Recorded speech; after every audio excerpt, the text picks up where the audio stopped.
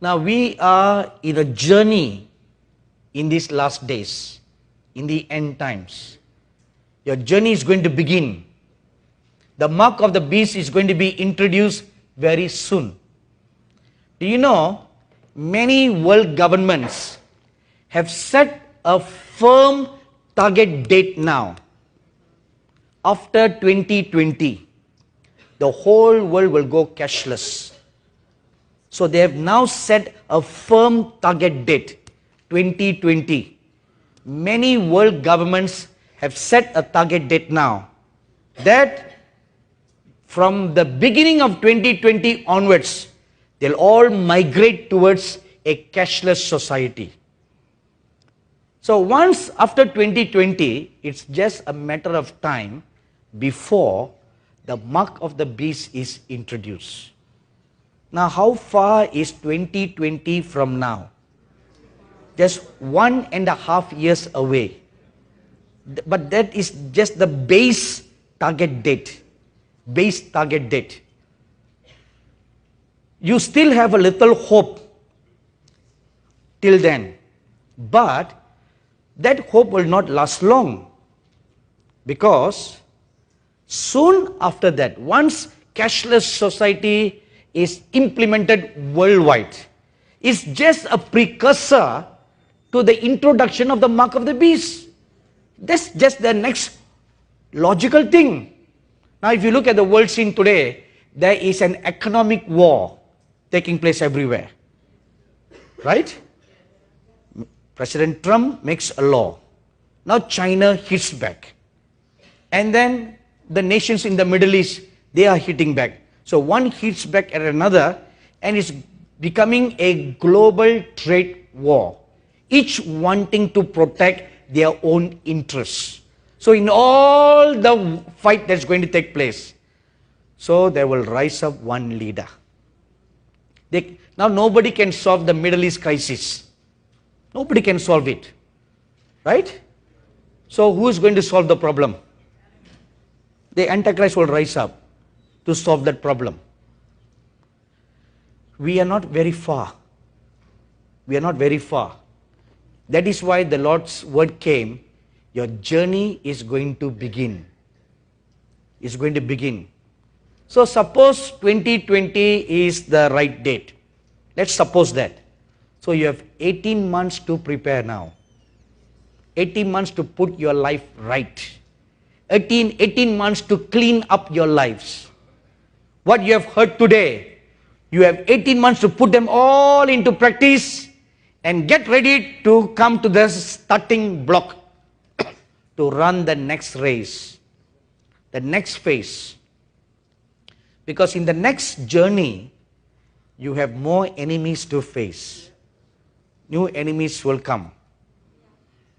This is what I'm going to teach at our conference in September, next month. At the conference we call the Moses 2 conference. Because that's why the Lord told me to do that conference. What they went through in the wilderness is what we are going to face in the last days. I'm sorry we could not give her the brochure for that conference because it's a 6-page brochure, but you can go to our website, jesusministries.org, and download that brochure and come and join our conference. So to survive in the end times, you must live an absolutely surrendered life. That's the only way you're going to survive in the end times. Luke chapter 9, verse 23. Then he said to them all, if anyone desires to come after me, let him deny himself, take up his cross daily, and follow me. This is your cue. Keep this scripture before your eyes all the days of your life. Take up his cross daily and follow me.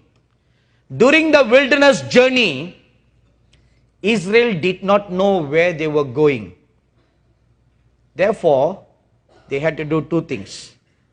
They had to fully trust God to be led.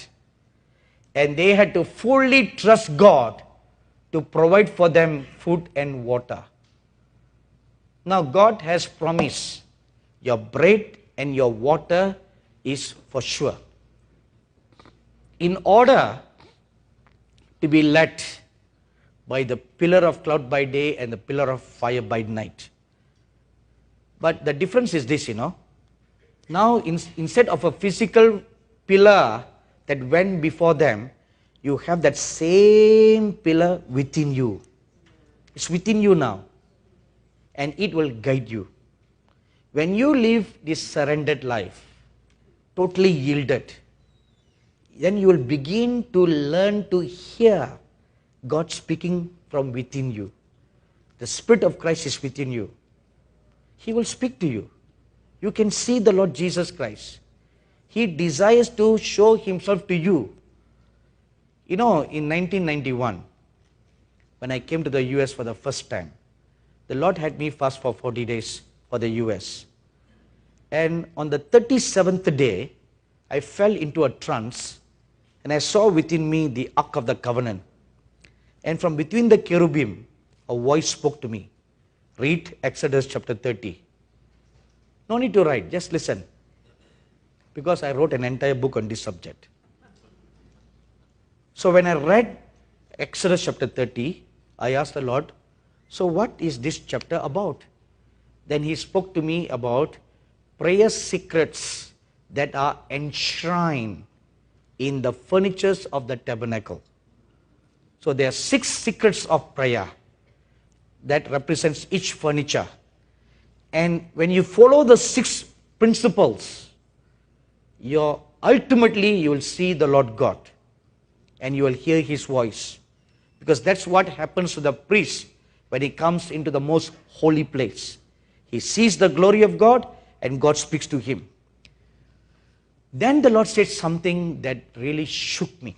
He said, my desire to manifest myself to my people is more than their desire to see me. I said, Lord, if your desire is more than our desire, then why is it that you are not manifesting yourself to your people? And he just gave one simple answer. He said, the problem is not with me, the problem is with them. My people have no time to wait on me. Simple answer. You know what you do?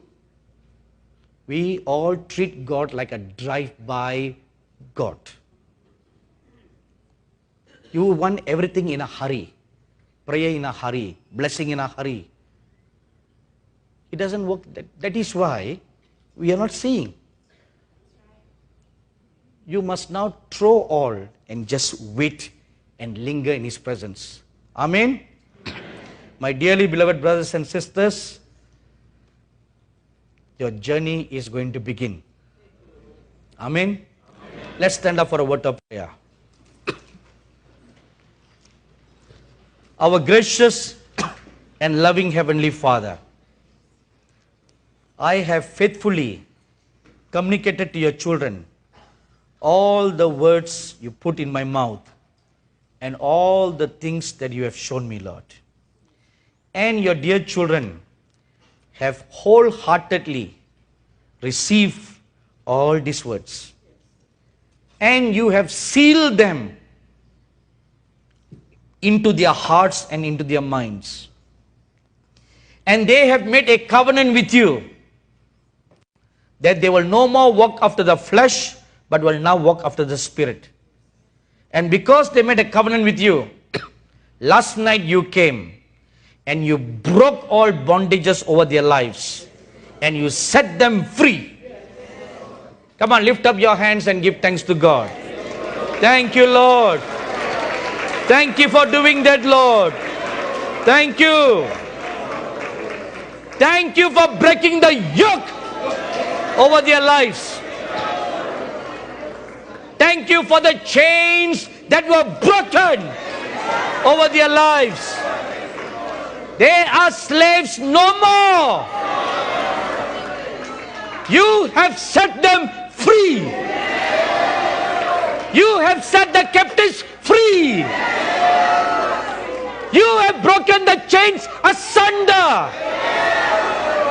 And you have caused the blind to see. You have caused the deaf to hear. You have caused the dumb to speak. Thank you, wonderful God.